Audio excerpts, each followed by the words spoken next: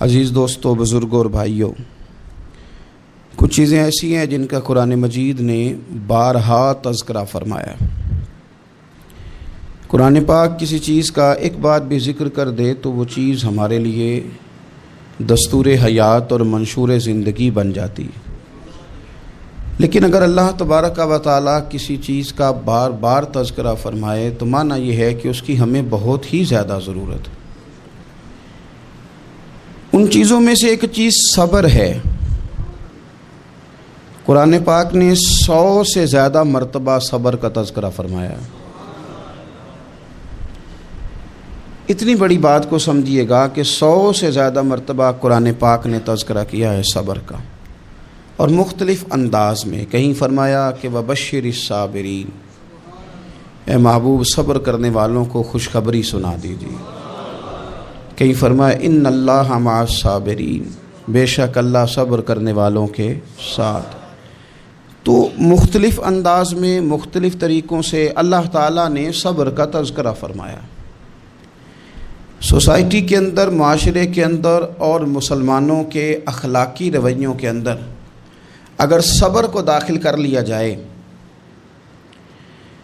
تو ہم محسوس کریں گے کہ ہماری زندگی نہ صرف یہ کہ آسان ہو گئی ہے بلکہ محبتوں والی ہو گئی ہے، چاہتوں والی ہو گئی ہے۔ ہمارے رشتے ایک دوسرے سے ٹوٹ نہیں رہے بلکہ بننا شروع ہو گئے۔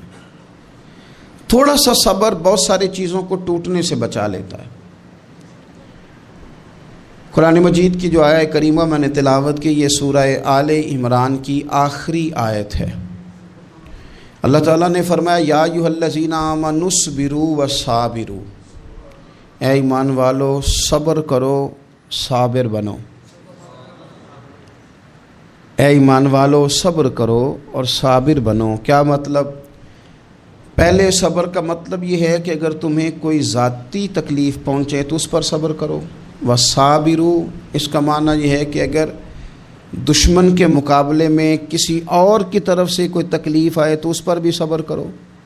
پھر فرمایا ورابطوا، اور ہمیشہ کمر بستہ رہو، اسلامی سرحدوں کے پہرے دار رہو۔ واتقوا اللہ، اللہ سے ڈرتے رہو۔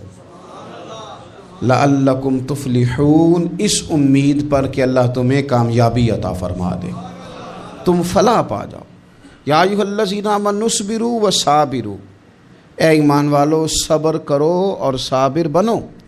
صبر کرو، صابر رہو، یعنی جو ذاتی تکلیف آئے اس پر بھی صبر کرو۔ اور مصابرہ کا معنی سامنے سے آنے والی تکلیف، اگر بیماری آ گئی، کوئی پریشانی آ گئی، کہیں کوئی اپنا دنیا سے چلا گیا تو یہ ذاتی تکلیف ہے، اس پر بھی صبر کرنا۔ اور اگر اپنوں نے، بیگانوں نے کوئی تکلیف پہنچا دی، کوئی اذیت دے دی، وہ اذیت کئی صورتوں میں ہو سکتی ہے۔ تانا بھی ایک اذیت ہے، طنز بھی ایک اذیت ہے، کسی شخص کے بارے میں غلط کلمہ کہنا بھی ایک اذیت ہے، اور مقابلے میں کھڑے ہو جانا، لڑائی کرنا، یہ بھی ایک اذیت ہے۔ اس پر بھی صبر کرو۔ ورابطوا، اور اس طرح کرو کہ کمر بستہ رہو، جد و جہد کرتے رہو۔ واتقوا اللہ، اللہ سے ڈرو۔ لعلکم تفلحون، تاکہ تم کامیاب ہو جاؤ۔ صبر جب آپ کرتے ہیں نا اور صبر کا ارادہ کرتے ہیں تو اللہ تعالیٰ صبر کی توفیق بھی عطا فرماتا ہے۔ ہم نے یہ دیکھا ہے کہ ہمارے پاس نعمتوں کی کمی نہیں، ہمارے فریزر خوراک سے بھرے ہوئے ہیں، ہمارے دسترخوانوں پہ انواع و اقسام کی چیزیں چنی ہوئی ہیں، ہماری الماریوں میں کئی ہمارے لباس تیار شدہ لٹکے ہوئے ہیں، ہماری جیبوں میں ہماری ضرورت کا سرمایہ اللہ نے ہمیں دے دیا ہے۔ لیکن اس کے باوجود جو لوگ ایک دوسرے سے پیار نہیں کر پا رہے، جو ایک دوسرے کے قریب نہیں جا پا رہے، تو اس کی وجہ یہ ہے کہ صبر نہیں رہا، حوصلہ نہیں رہا، کسی چیز کو برداشت کرنا ہمارے مزاج کا حصہ ہی نہیں رہا۔ اور پھر چونکہ امت مسلمہ نے انقلاب برپا کرنا تھا، دنیا کو پیغام حق دینا تھا، اگر ان کے اندر حوصلہ ہی نہیں ہوگا، اگر انہیں صبر ہی نہیں کرنا آئے گا، استقامت ہی نہیں ہوگی، کہیں رکنا ہی نہیں آئے گا، تو یہ میدانوں کو سر کیسے کریں گے؟ کامیابیاں کیسے ان کا مقدر بنیں گی؟ رمضان المبارک میں بھی ماحول یہ ہو کہ افطاری سے 1 گھنٹہ پہلے نظر پوری ٹک جائے گھڑی پہ، اور تھوڑا سا بھی صبر مشکل ہو، اور رمضان المبارک میں سحری کے وقت میں اگر دہی والی دکان پہ بھی جھگڑا ہی ہو رہا ہو، اور شام کو سامان خریدنے میں بھی اگر بحث ہی ہو رہی ہو، تکرار ہو، جھگڑا ہو، تو پھر سیکھا کیا؟ پھر وہ جو ہمیں تربیت دی جا رہی تھی کہ ہم نے صبر کرنا ہے، تو پھر ہم نے اس میں حاصل کیا کیا؟ حدیث پاک سنیں گے، آپ کی طبیعت بڑی ٹھنڈی ہوگی۔ میرے نبی پاک صلی اللہ تعالیٰ علیہ وسلم نے ارشاد فرماتے ہیں کہ جو بندہ سوال سے بچنا چاہے گا، ارادہ کرے گا اللہ میں نے کسی سے نہیں مانگنا، فرمایا جو سوال سے بچنا چاہے گا رب اسے سوال سے بچا لے گا، اور جو لوگوں سے بے نیاز ہونا چاہے گا، کہے گا یا اللہ مجھے دنیا داروں کا محتاج نہ بنا، اپنی بارگاہ سے عطا فرما۔ جو لوگوں سے بے نیاز ہونا چاہے گا اللہ لوگوں سے بے نیاز کر دے گا، اور فرمایا جو صبر کا ارادہ کرے گا اللہ اسے صبر کی توفیق بھی عطا فرما دے گا۔ ارادہ تو کرے، پروگرام تو بنائے، توفیق تو اللہ دے گا۔ جو صبر کا ارادہ کرے گا اللہ صبر کی توفیق بھی عطا کر دے گا۔ اور حضور صلی اللہ تعالیٰ علیہ وسلم فرمانے لگے، یاد رکھو کسی بندے کو جو بہترین تحفہ دیا گیا ہے نا، اگر کسی کو کوئی بہترین عطیہ ملا ہے تو پھر اللہ تعالیٰ نے اسے صبر عطا فرمایا ہے۔ یہ بہترین تحفہ ہے، اس سے زندگی سنور جاتی ہے، اس سے انسان باوقار اور مطمئن ہو جاتا ہے، اس سے اس کے شب و روز آسانی سے بیتتے ہیں، وہ دنیا کی پک ڈنڈیوں سے آسانی سے گزر کے اللہ کی بارگاہ عالی مرتبت میں سرخرو ہو کر حاضر ہو جاتا ہے۔ لیکن اگر بے حوصلہ ہو، صبر نہ ہو، پھر نقصان روز بروز بڑھتا ہے۔ اور پھر میرے رسول پاک صلی اللہ تعالیٰ علیہ وسلم ارشاد فرماتے ہیں کہ اصل بات یہ ہے کہ اللہ تعالیٰ نہ کسی بندے کا درجہ بلند کرنے کا ارادہ فرماتا ہے، لیکن اس کے اعمال اس طرح کے نہیں ہوتے کہ اس کا درجہ بلند کیا جائے۔ اب رب کیا کرتا ہے، اللہ تعالیٰ اس کو مال کی، جان کی، اولاد کی کسی مشکل میں ڈال دیتا ہے، اس مصیبت پر وہ بندہ صبر کرتا ہے تو اللہ تعالیٰ اس کا درجہ بلند فرما دیتا ہے۔ اعمال اس قابل نہیں تھے کہ درجات بلند ہوں، وہ اعمال کی بنیاد پر نہیں کر سکتا تھا تو اللہ نے کسی مشکل میں ڈال کے نا اپنے فضل سے درجہ بلند کر دیا۔ اب جو راہ طریقت کا مسافر تھا، جو سلوک کی منازل طے کر رہا تھا، جو اللہ رسول کے قریب جانے چاہ رہا تھا، اس کے لیے کتنی آسانی ہو گئی کہ مجاہدہ تو زیادہ نہ کر سکا، کثرت سے نفلی صوم و صلات کا بندوبست تو نہ کر سکا، تھوڑا سا صبر کیا، رب نے اپنا اور اپنے محبوب کا قرب عطا فرما دیا۔ تو یہ تو آپ صبر کرنے کے لیے جب نکلے ہیں تو آپ نے تو رب رسول کو پا لیا ہے۔ یہ صبر تو وہ والا سفر ہے جس کی جو منزل ہے وہ اللہ رسول کا قرب ہے۔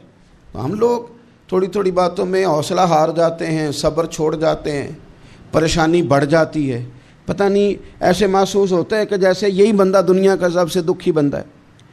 تو ایک تو یہ کہ ذاتی حیثیت سے صبر کرے، ایک یہ کہ پھر دشمن کا جب مقابلہ ہو، آمن نصبرو و صابرو، آپ کا جب مقابلہ سامنے کسی کے ساتھ ہو تو پھر تیر، تلواریں، اسلحہ، بندوقیں یہ نہیں زیادہ لڑتی، میدانوں میں حوصلے لڑتے ہیں، میدانوں میں صبر لڑتا ہے، میدانوں کے اندر توانائیاں لڑتی ہیں۔ میدان کربلا کے اندر کوئی مقابلہ نہیں تھا تیر کا تیر کے ساتھ، تلوار کا تلوار کے ساتھ کوئی مقابلہ نہیں تھا۔ میدان کربلا کے اندر ظلم کا صبر سے مقابلہ تھا۔ فتح کے ڈنکے یزید نے بجائے تھے، جشن ابن زیاد نے منایا تھا، لیکن قیامت تک اللہ نے جو فتح عطا فرمائی ہے تو وہ حسین ابن علی کے صبر کو عطا فرمائی، وہ سیدنا امام علی مقام کے صبر کو ملی۔ عزیز بھائی، صبر ہی ہمیشہ فاتح ہوتا ہے، صبر ہی جیتا کرتا ہے، صبر ہی کامیابیاں دیتا ہے، نتیجے صبر کے نکلتے ہیں، صبر کے حوصلے کے نتیجے ہوتے ہیں۔ ہماری جلد بازی ہمیں شکست خوردہ کر دے گی، ہمارا حوصلہ نہ ہونا ہمیں ہرا دے گا، ہم کمزور پڑ جائیں گے اگر ہم بے حوصلہ ہو جائیں گے۔ سنو، میرے نبی پاک علیہ السلام نے تربیت کی، حضور اپنی امت کو درس دیتے ہیں۔ حضور فرماتے ہیں پہلے تو کوشش نہ کرو کہ تمہاری دشمن سے لڑائی ہو، اس چکر میں ہی نہ پڑو کہ لڑائی ہو، مسلمان امن والے ہیں، یہ پرامن لوگ ہیں، یہ امن پسند ہیں، یہ داعی امن ہیں، یہ معاشرے میں مومن ہونا امن کی علامت ہے۔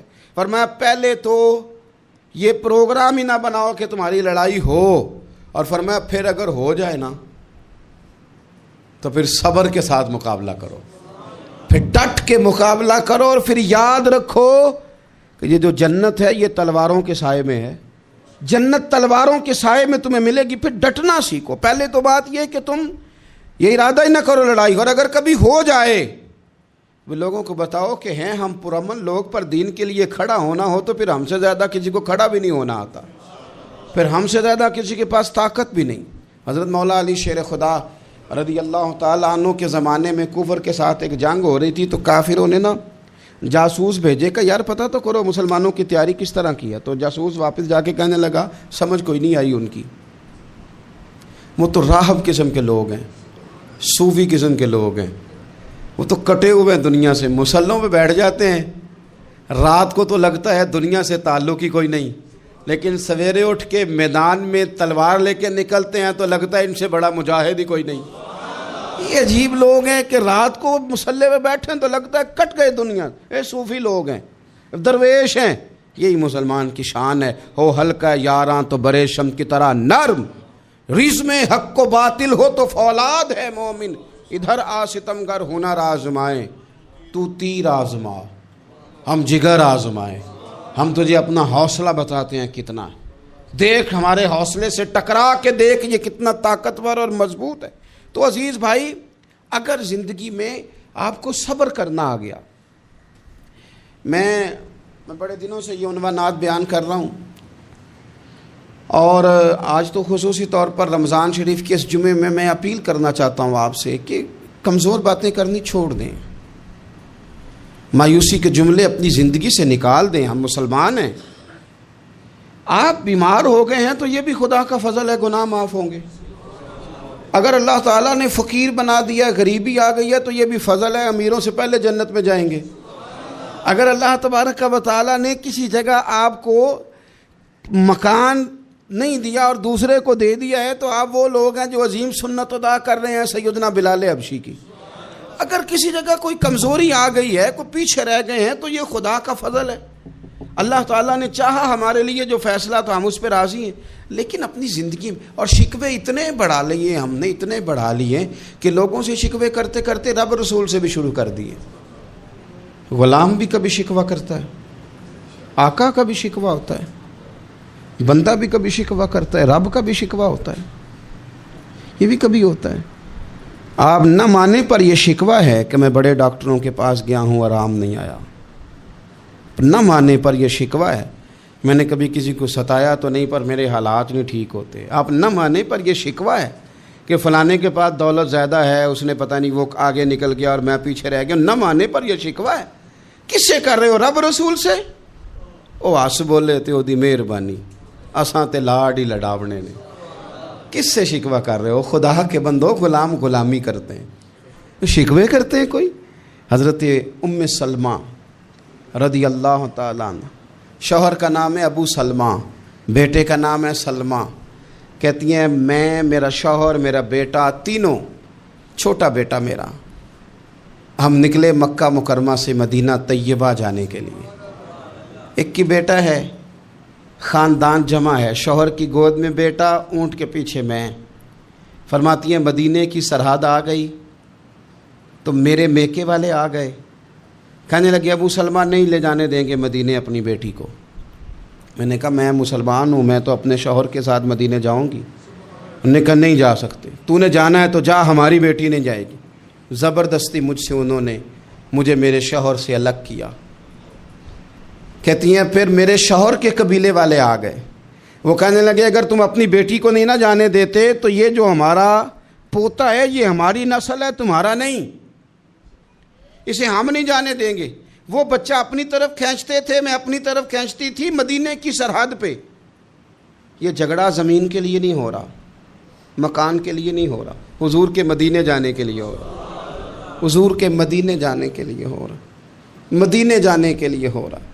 لنگ کئی مہینے تے برس گئے تے تیری دید نو دیدے ہی ترس گئے، انہوں نے بچہ کھینچا، میں نے اپنی طرف کھینچا، میرے بچے کا بازو اتر گیا۔ فرماتی ہیں میرے شوہر مدینے چلے گئے، بیٹا میرا میرے سسرال والے لے گئے، مجھے میکے والے لے گئے۔ آج بھی کچھ سیانے بندے کہتے ہیں اس کو نکال دو اور بچے چھین لو۔ ان کا بھی خیال تھا کہ بیٹا لے جائیں گے نا تو ابو سلمہ بھی مدینے سے واپس آ جائے گا، یہ بھی واپس آ جائے گی۔ او یار، اتنا بڑا بھی ظالم کوئی نہیں ہوگا جو ماں باپ سے بچے جدا کرے۔ فرماتی ہیں کہ وہ لے گئے چھین کے، میں میکے چلی گئی، لوگ روٹی کھاتے تھے، میرے حلق سے نہیں گزرتی تھی۔ زمانہ سویا کرتا تھا، میں سو نہیں پاتی تھی۔ بیٹا کہاں، شوہر کہاں، میں کہاں۔ ام سلمہ کتنی دیر تکلیف کاٹی؟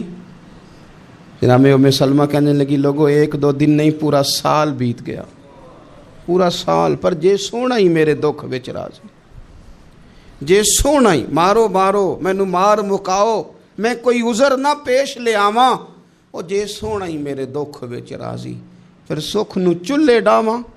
فرمایا سال بیت گیا، لوگ صبح اٹھ کے کام کاج پہ لگ جاتے، کپڑے بدلتے، ڈیوٹیاں کرتے، اور میں سویرے اٹھ کے اس جگہ آ جاتی جہاں میرا شوہر اور میرا بیٹا بچھڑا تھا۔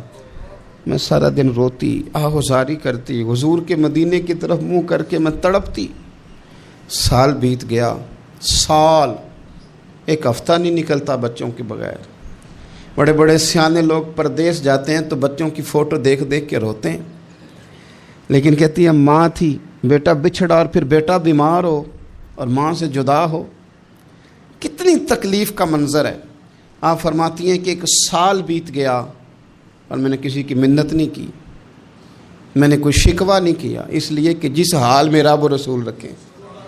یہ حوصلہ، یہ صبر، یہ توانائی 1 سال کے بعد میرے چچا کا بیٹا میرے پاس سے گزرا، تڑپتے دیکھ کر کہنے لگا میری بہن تو سارا دن روتی رہتی ہے۔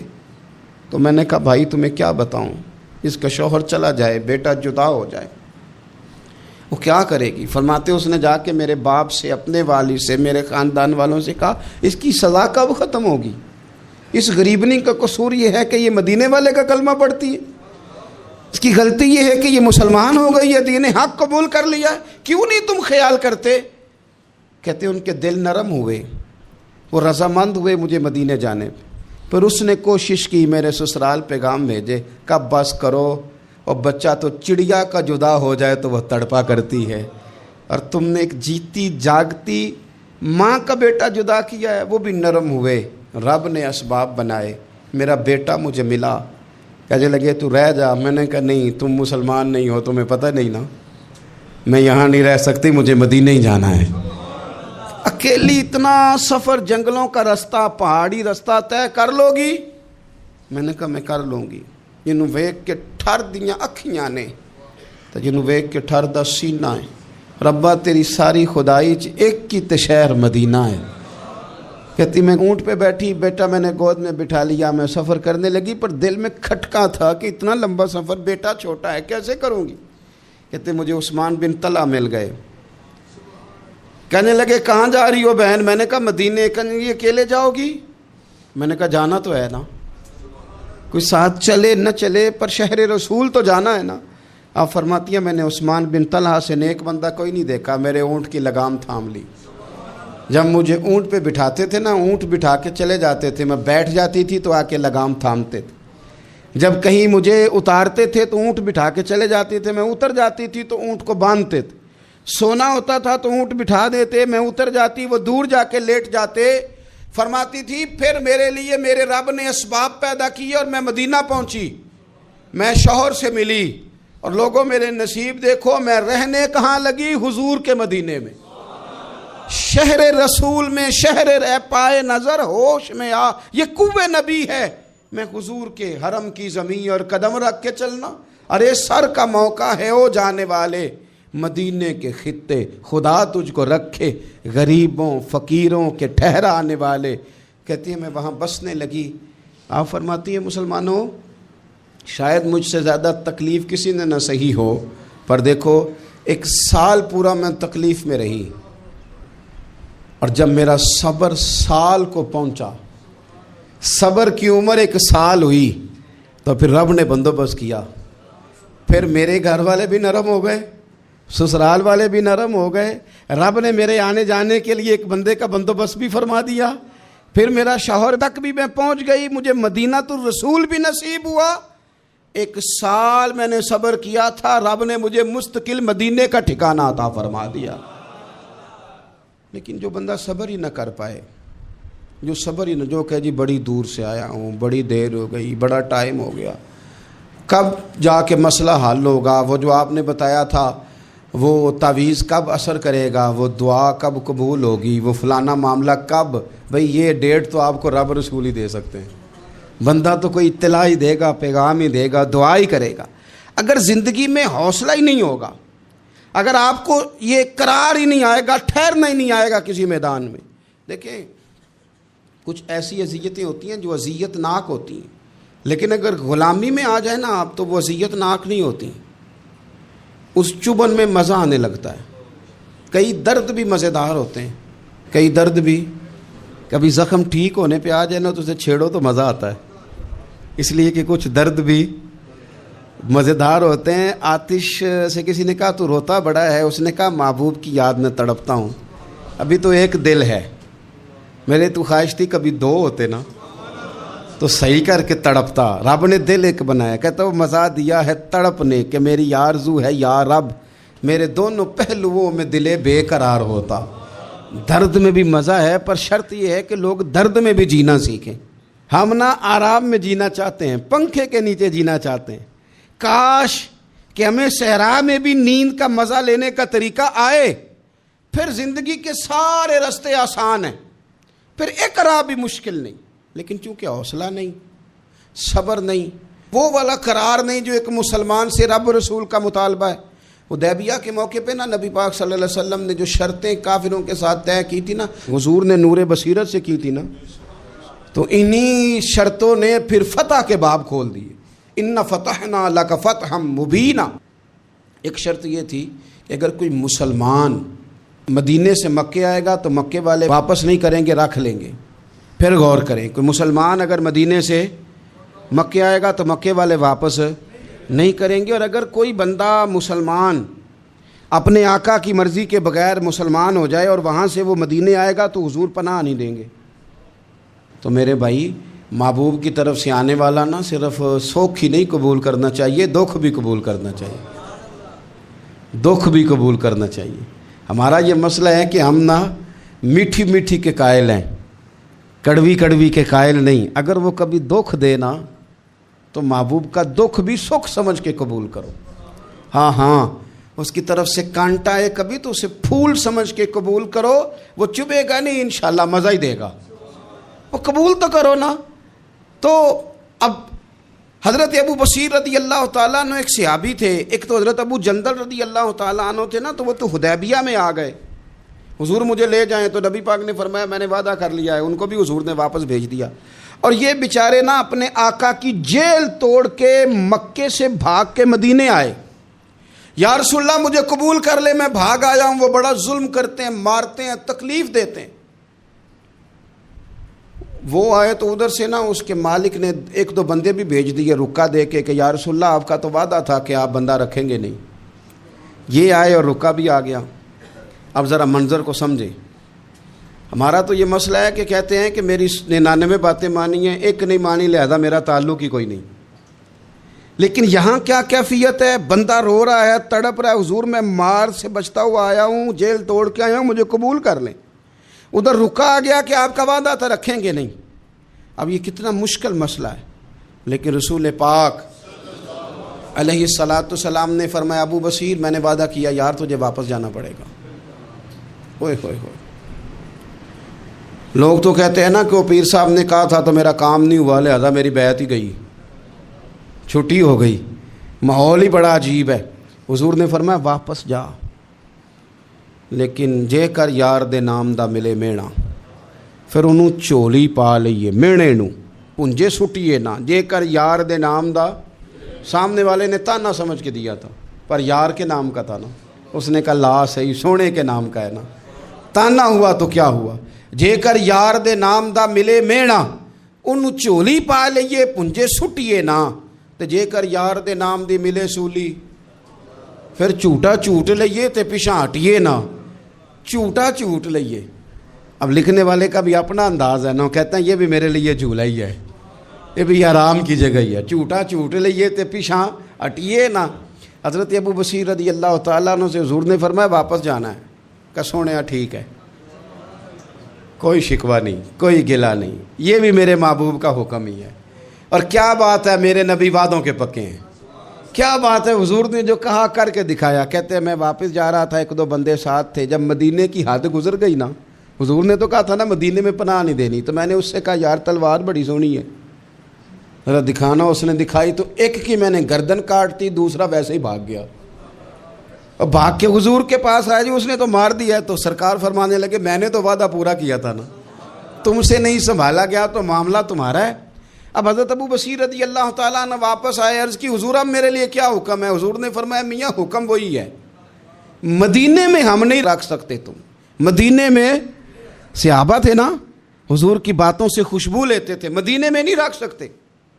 حضرت ابو بصیر کہتے ہیں میں مدینے کی سرحد سے نکل گیا، اس جگہ چلا گیا جو نہ مکے کی ریاست میں تھا نہ مدینے کی، ایک مقام ایس تھا جہاں میٹھے پانی کے کنویں تھے، وہاں رہنے لگا۔ حضرت ابو جندل کو پتہ چلا کہ ایک نیا ٹھکانہ بن گیا، وہ بھی جیل توڑ کے آ گئے، 70 بندے آ گئے، وہاں سے قافلے گزرتے تھے کافروں کے، یہ بھی مسلمانوں کو تنگ کرتے تھے، اگر مکے سے کوئی قافلہ گزرتا تھا تو ہم نے بھی ان کو پکڑا، کافر کا مال مال غنیمت اسباب بن گیا۔ اور وہ جب قافلہ لے کے آتے تھے تو ڈرے ہوتے تھے، اور ان کو تو ستایا تھا نا، کہتے ہمیں ستایا بڑا تھا، ہم تو انقلابی بن گئے تھے، ہم تو رکھ لیتے نا، بڑی منت کرتے، بڑی جان مشکل سے چھڑاتے، 70 بندے ہو گئے، پھر 300 ہو گئے۔